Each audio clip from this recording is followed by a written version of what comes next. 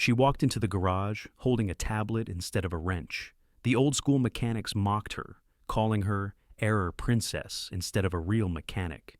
She didn't answer. Then, the billion-dollar armored monster, Colossus, fell silent.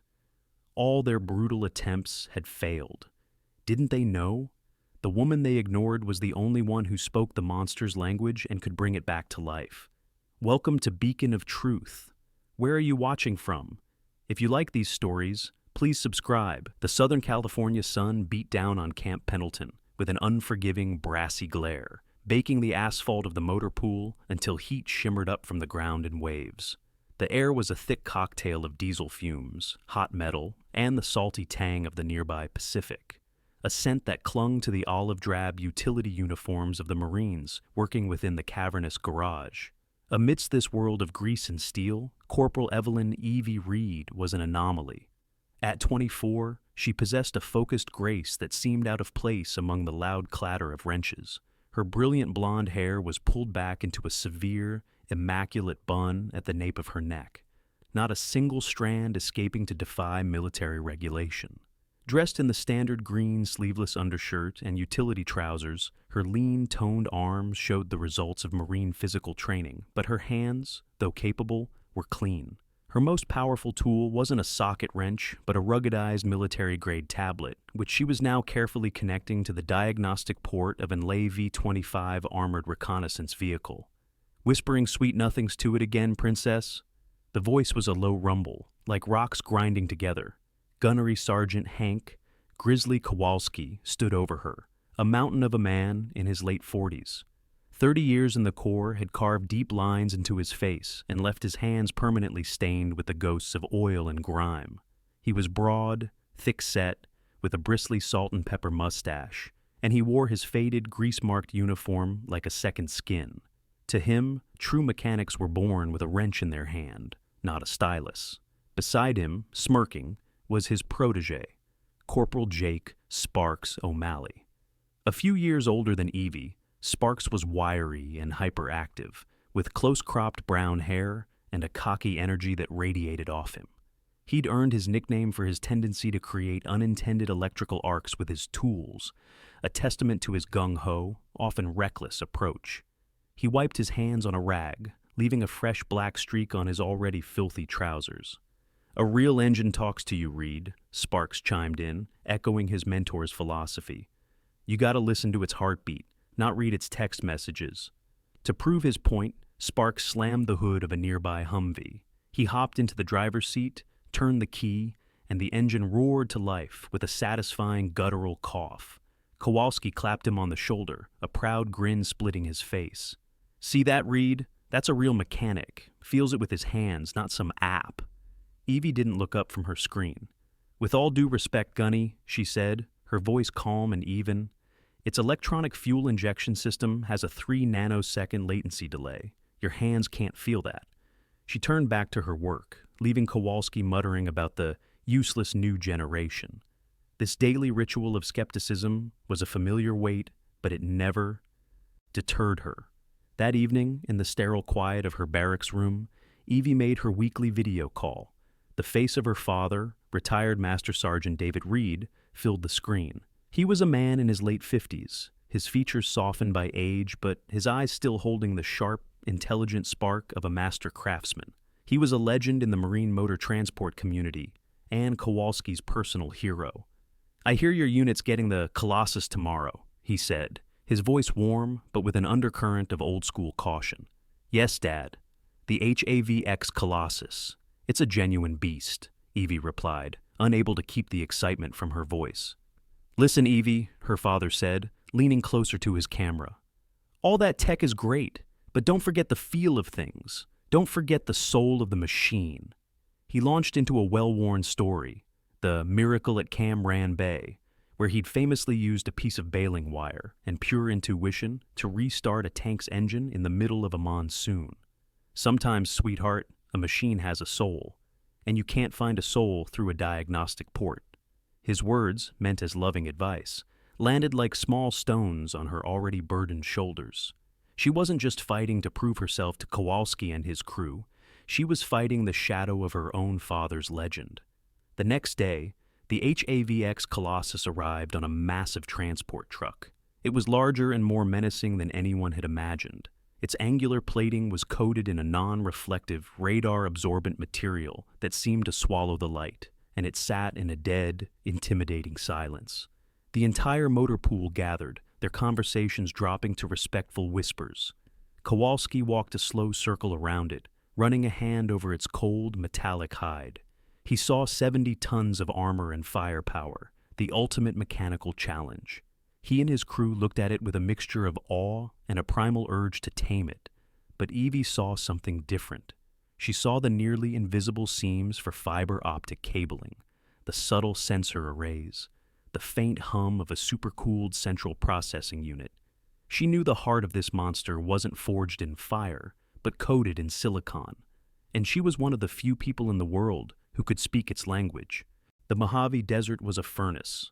Under a bleached white sky, the annual Steel Tempest exercise turned the arid landscape into a chessboard of roaring engines and simulated warfare. At the heart of the maneuver was the HAVX Colossus, and in command of its platoon was First Lieutenant Marcus Thorne. In his early 30s, Thorne was the very picture of a modern officer. Sharp, intelligent, with a jawline that looked like it was carved from granite, and a uniform so crisp it seemed to defy the oppressive heat. He felt the weight of 1,000 expectations on his shoulders, none heavier than the one emanating from his command radio. For the first 2 hours, the Colossus was magnificent. It moved with a brutal agility that defied its 70-ton mass, its turbine-electric engine emitting a low, powerful hum. It was the future of armored warfare, and Thorne allowed himself a brief moment of pride. Then, disaster struck. In the middle of a critical flanking maneuver, the hum ceased. The giant machine coasted to a halt in a cloud of its own dust, suddenly becoming a silent, inert monument of steel. "What the hell was that?" Thorne's voice snapped over the platoon's comms. Gunnery Sergeant Kowalski and Sparks were the first to reach the vehicle, their boots sinking into the hot sand. They swarmed over the Colossus like ants, their years of ingrained experience guiding their hands. They checked the fuel lines, the battery terminals, the hydraulic reservoirs. Everything was textbook perfect. "It's dead, Lieutenant! Stone cold dead!" Kowalski yelled up to the turret, his face already slick with sweat and frustration. Sparks, never one for patience, decided on a more direct approach. "Maybe it just needs a little kick," he muttered, prying open a secondary power conduit. He took a heavy wrench and deliberately shorted 2 terminals. A brilliant blue-white arc of electricity, the very reason for his nickname, leapt from the metal with a loud crack. But the Colossus remained lifeless. The risky gambit had failed, leaving only the smell of burnt ozone in the air. Their old-world magic was useless against this new beast. Evie arrived moments later, her tablet clutched in her hand. She moved with an unhurried, deliberate pace that seemed to annoy the frantic mechanics. Ignoring their grumbling, she plugged her cable into the diagnostic port. The platoon held its breath. After a few tense seconds, a single line of text appeared on her screen. Air Sin 7F4 Null. Kowalski peered over her shoulder and let out a derisive snort. "A null sync error? What the hell is that supposed to mean? See, Lieutenant? Her fancy toy is just as clueless as we are." A cold knot of dread tightened in Thorne's stomach. Just then, his command radio crackled to life, the voice of Major Sterling, the battalion's executive officer, cutting through the air like shrapnel. Sterling was a career infantryman, a man who believed complex problems were best solved with overwhelming firepower and had no patience for digital excuses. "Thorne, what is the status of my billion-dollar paperweight?" Sterling's voice was a gravelly roar.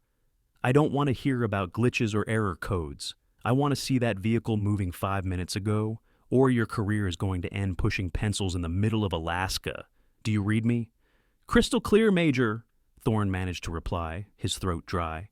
He was trapped. The exercise was collapsing, and his future was on the line. He looked from Kowalski's grease-stained, helpless hands to Evie's focused expression as she stared at the cryptic error message. As she took a determined step toward the Colossus's main access hatch, Sparks moved to block her path. "Don't make this worse, Reed," he said, his voice low and hostile. He stood close, invading her space, a final wall of doubt she had to overcome. This isn't one of your video games. You're out of your league here. The weight on Evie's shoulders was no longer just a silent machine. It was the success of the mission, the career of her commanding officer, and the entrenched disbelief of an entire generation of warriors. Evie met Sparks's hostile gaze without flinching. "Move, Corporal," she said, her voice quiet but laced with an authority that surprised him. Before he could retort, Lieutenant Thorne intervened. "Enough, O'Malley. Stand down." Thorne's voice cut through the tension. He looked at Evie, the desperation clear in his eyes. "Major Sterling just gave me my marching orders. You're my last shot, Corporal. You have 1 hour." He made it sound like a death sentence. Evie simply nodded, her focus absolute. She didn't waste a second on mechanical checks. She knew this problem wasn't physical. This was a ghost in the machine. She bypassed the standard diagnostic interface, plugging her custom-built laptop directly into the Colossus's core processing unit. The others watched, Kowalski with his arms crossed in defiance, Sparks with a look of pure skepticism, as her screen filled with a cascading waterfall of code, a language only she could decipher. Working with the fluid precision of a concert pianist, Evie began to dissect the system logs.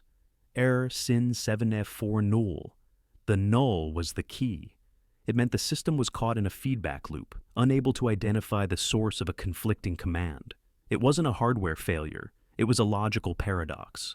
As her fingers flew across the keyboard, her father's words echoed in her mind. "A machine has a soul." In that moment, surrounded by the silent, sun-baked desert, she understood. He wasn't wrong. The soul of these new machines wasn't in their pistons or gears. It was in the millions of lines of code that gave them life, logic, and purpose. She wasn't betraying his legacy. She was evolving it, translating it for the 21st century. A wave of calm washed over her, sharpening her focus. She filtered the data logs, tracing the milliseconds leading up to the shutdown. There it was. An impossible coincidence. The engine control module, ECM, had initiated a routine recalibration cycle to adjust for the desert's changing altitude. Simultaneously, the tactical GPS, TGPS, received a newly encrypted data packet from a passing satellite. The TGPS, programmed with the highest security priority, demanded an immediate authentication handshake from the ECM. The ECM, busy with its own cycle, sent back a standby query. The TGPS interpreted this as a potential security breach and sent another, more forceful demand. The two systems were having a digital argument, screaming thousands of requests at each other per second, creating a catastrophic loop that overloaded the central processor and forced an emergency shutdown to prevent permanent damage. "I've got it," Evie breathed. "Got what?" Thorne asked, stepping closer. "It's a priority conflict, Lieutenant, a software design flaw no one could have anticipated." She explained the issue in concise, simple terms. "I can't fix the source code out here, but I can write a temporary patch." She activated a low-level maintenance mode, bringing up a simple command line interface. Her fingers danced across the keyboard, typing a short string of code: bypass, rule, source TGPS, dest ECM, duration 60s, action, ignore. "I'm ordering the engine module to ignore all incoming requests from the GPS for the next 60 seconds, she explained, not taking her eyes off the screen. "It's just long enough to break the loop and allow for a clean system reboot." She hit the enter key. The desert fell into a profound, suffocating silence. 10 seconds passed, then 20. Sparks let out a short, disbelieving laugh. Then, a low whine started, rising in pitch. A series of clicks echoed from deep within the machine. The dashboard lights inside the Colossus flickered to life. With a deep, resonant whoomph, the massive turbine electric engine roared back to life, its power sending a tremor through the very ground they stood on. The gathered Marines stared, mouths agape. Kowalski's arms slowly uncrossed.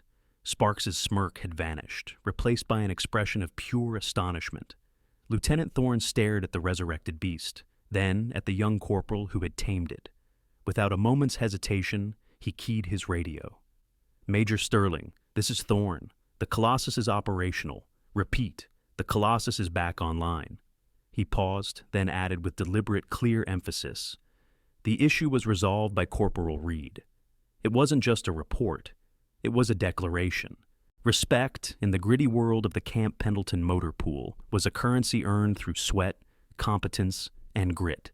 As the Colossus rolled back into the garage under its own power, it was clear Evie Reed had paid her dues in full. The usual boisterous jeering was replaced by a quiet, watchful deference. The air, for the first time, felt like her own. Later that afternoon, as Evie was running a final diagnostic check on the now purring beast, Gunnery Sergeant Kowalski approached. He moved without his usual swagger, his heavy boots almost silent on the concrete floor. He stopped beside her, looking not at her, but at the massive engine block. He held out his hand. In his palm lay a vintage Torquay wrench, its steel worn, smooth and dark from decades of use. It was the first tool he'd ever bought as a young Marine. "Kid," he started, his voice a low, gravelly rumble. He cleared his throat. "I don't get a damn thing about what you did out there. Not a single bit of it." He looked from his own calloused, scarred hands to her nimble fingers, which were still resting on her keyboard. "But that beast, it's talking again because of you." He pushed the wrench into her hand. Maybe you can teach an old dog a new language." It wasn't an apology. It was something far more valuable, an admission. Before Evie could respond, Sparks O'Malley walked up, his usual cocksure grin gone. He looked genuinely humbled, a rare sight. He fidgeted with a rag in his hands, avoiding eye contact. "Reed," he mumbled, that was incredible." He finally looked at her, his expression a mixture of awe and genuine curiosity. How did you even know where to look for something like that?" It was a simple question, but it was the first time he had ever spoken to her as a peer, the first brick in a new bridge. That night, the barracks room felt different. The air was lighter. When her tablet rang, she saw her father's face and braced herself for another well-meaning lecture. But his expression was one she'd rarely seen, pure, unadulterated pride. "Lieutenant Thorne called me," David Reed said, his voice thick with emotion. "He told me everything. Said my daughter found the ghost in the machine." He let out a soft chuckle. "Your grandfather used to say that about the old field radios back in his day, talking about static and cross signals." He paused, and Evie could see the dawning realization in his eyes. Turns out the ghosts these days just speak a different language, a language you understand. For the first time, Evie felt the chasm between her father's world and her own completely disappear. "I am so proud of you, Evie." A few weeks later, the autumn Santa Ana winds blew warm air across the base. But inside the motor pool, a new season had already begun. Evie stood before Kowalski's entire crew, who were gathered around the open engine bay of the Colossus. In her left hand, she held her tablet, displaying a complex wiring schematic that pulsed with live data. In her right, she held the old Torquay wrench Kowalski had given her. It felt balanced, familiar. "All right, gentlemen," she began, her voice clear and confident, echoing in the cavernous space. "Today, we're going to talk about the difference between an electromagnetic pulse and a stripped bolt." Kowalski stood beside her, no longer a critic, but an assistant, handing her tools as she pointed out physical components that corresponded to the digital readouts on her screen. Sparks was in the front row, a notepad in his hand, scribbling furiously. She was no longer the glitch reader. She was no longer just David Reed's daughter. Holding the symbols of 2 generations in her hands, she had forged a new identity. She was Corporal Evelyn Reed, a Marine mechanic, a pioneer, and the one who had taught them all how to listen to the heart of the Colossus. Here is the concluding message for the story. In the end, was it just lines of code and a clever fix that brought the Colossus back to life? Or was it something more? Sometimes what we call skill is actually a gift, a small miracle placed in our hands by God. The true miracle wasn't just a machine roaring back to life. It was the miracle of a hardened heart, like Gunny Kowalski's, opening up to a new idea. It was the miracle of a new generation finding its voice. God often works in the quietest moments, through the talents He gives us, to change the world one heart at a time. Each of us has a unique, God-given gift. It might not be understanding the soul of a machine. It could be the gift of patience, a talent for kindness, or the ability to see a solution where others only see a problem. Like Evie, you may feel that your gift is misunderstood or overlooked, but have faith. Your moment will come. God has a plan for the unique abilities He has given you, and He will place you in the right situation at the right time to let your light shine. If this story resonated with you, please share it with someone who might need encouragement to believe in their own gifts. Let us know in the comments below about a time you witnessed an unexpected talent change a situation. And be sure to subscribe to our channel for more stories that inspire faith and hope. Thank you for watching. May God bless you and your loved ones.